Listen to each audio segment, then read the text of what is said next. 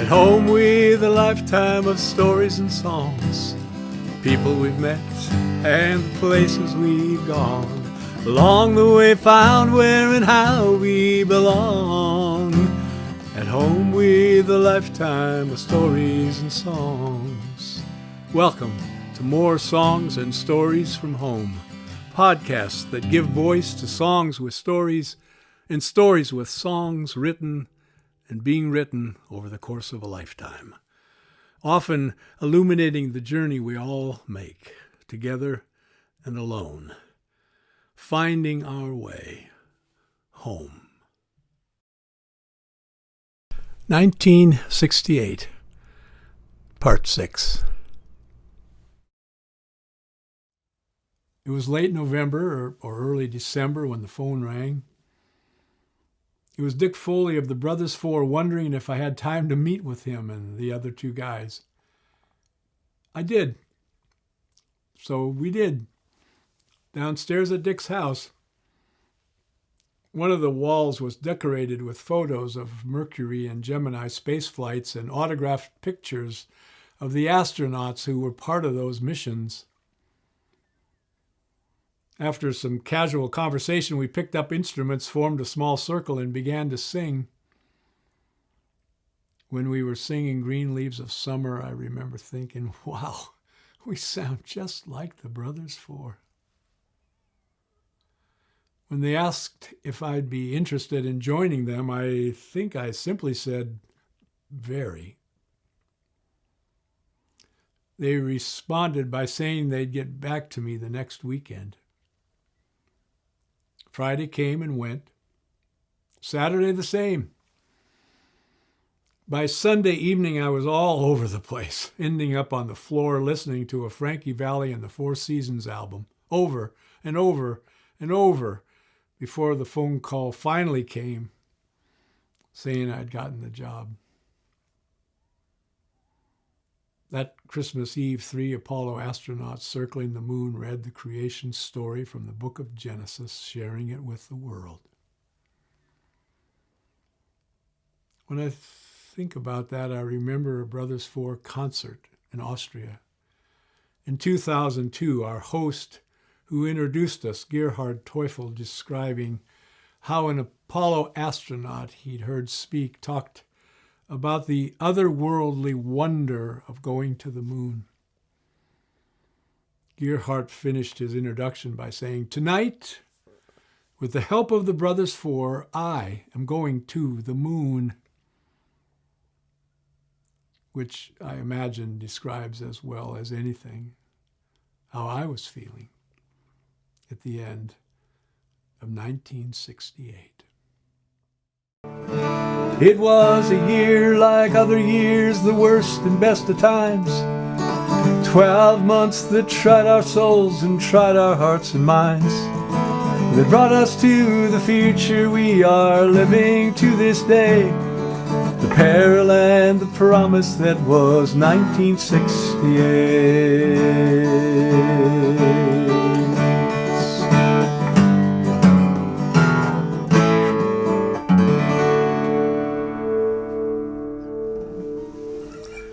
And then,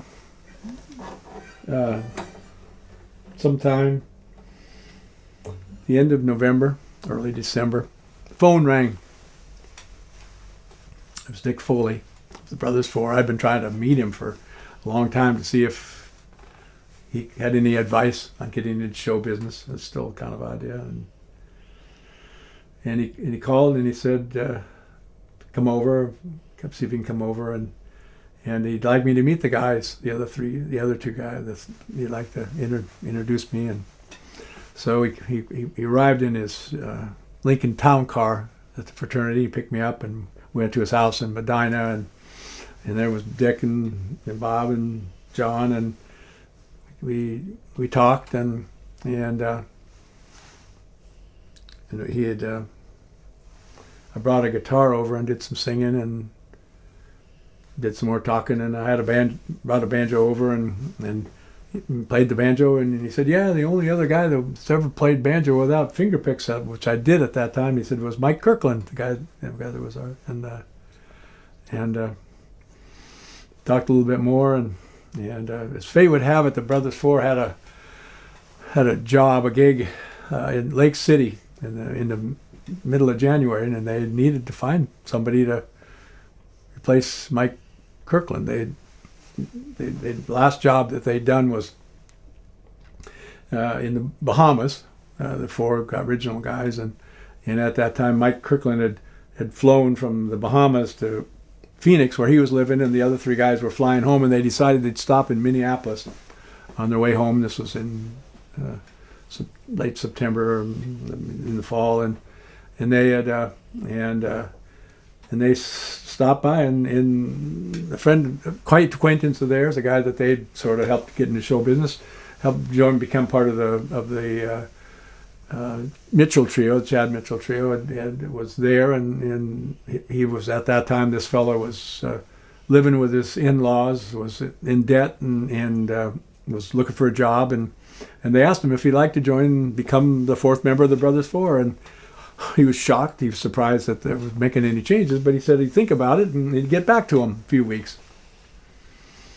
As it turned out, a few weeks turned out into a few more weeks, and now we're getting into September, and this job's starting to look closer and closer, and the need for another person to be standing there is important. And I as John Lennon said, I think we might have passed the audition, because a few weeks later, or a few days, well, actually, they said after we talked and I'd done some singing at Dick's house with the other guys, they said, well, we'll get back to you.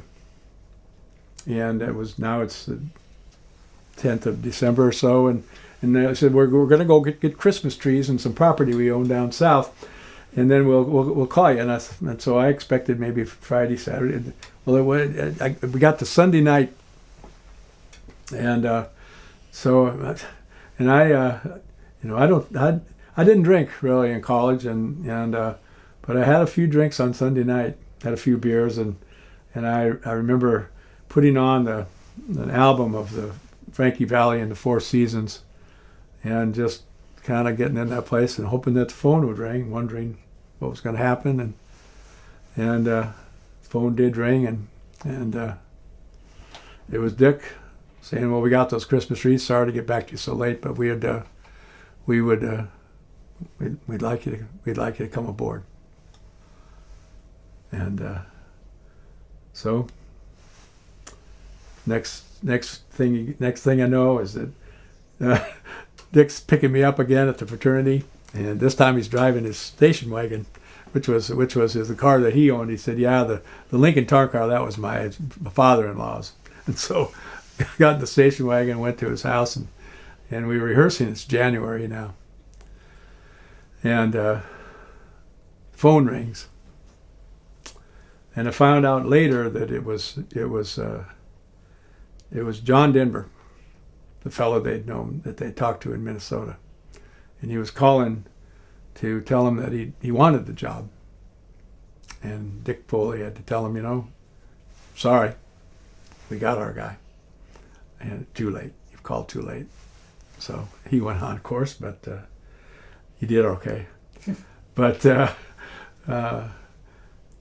a few weeks later, the Brothers Four are down in Los Angeles, and we're making what turned out to be the final Columbia record.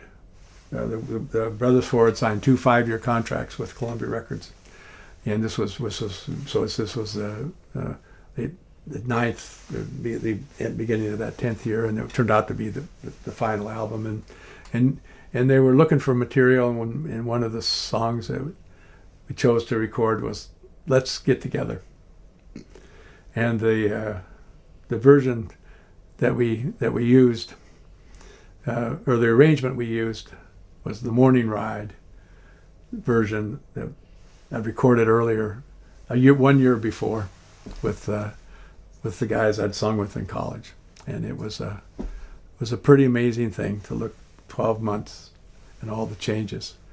And in fact I was feeling kind of amazed to be standing at this place where not only was at the doorway, but now I'm walking through that door. Not only standing at the window with my nose pressed against the glass, but I'm about to get to the other side. And so I'm feeling that I can kind of laugh at myself a little bit. And so we're sitting at Schwab's drugstore during the recording bits when we're at a break from the recording down and we're in LA. And so I figure I could tell this story on myself. So I'm talking to the other three guys, and I explained that when I first went to New York and I first ordered a hot pastrami sandwich, I knew nothing about kosher. I knew nothing about, but I ordered a hot pastrami sandwich, and the fellow said, "What do you want on it?" I said, "I'd like mayonnaise." So the guy, as loud a voice as he could possibly have, he yelled down the to this friend. He said, "Hey, Joe, this guy wants to order a hot pastrami with mayonnaise." And man, I just shrunk down to this. But now I'm in LA telling this story about, now, so, and everybody's, and then out of nowhere comes the waitress, and she kind of leans in to us and she said, "You see those guys back there at the counter?" She says, "Those are the kind of guys that would come in here and order hot pastrami with mayonnaise." Well, the guys just disappeared under their seats. I wanted to disappear under my seat, and but in a certain way, you just kind of realize, haven't. And I realized how much and how far I had to go from that amazing place that I was starting from. And so in January of 1969, in the songs that the Brothers Four recorded in Los Angeles, one of the songs, the Morning Ride had recorded a year earlier in the big room, and it was called "Let's Get Together." And it turned out that was the title song of the last Columbia record recorded by the Brothers Four. Let's Get Together. Love is but a song we sing, fear away we die. You can make the mountains ring or hear the angels cry. Though the dove is on the wing, you need not know why. Hey people now, smile on your brothers, let me see you get together. Try to love one another right now. Some will come and some will go, and we shall surely find. We shall find when the one who left us here returns for us at last. We are but a moment's sunlight fading on the grass. Hey people now, smile on your brothers, let me see you get together. Try to love one another right now. And if you hear the song I'm singing, you will understand. You hold the key to love and fear, all in your trembling hand. When he unlocks them both, you know it's at your command. Hey, people now, smile, let me see you get together. Try to love one another right now. Hey, people now, smile, let me see you get together. Try to love one another right now. Hey, people now, smile, let me. Thank you for watching or listening to more songs and stories from home. Come back next time for part 1 of Because of the Brothers Four. Knowing you're welcome here, at home with a lifetime of stories and songs. See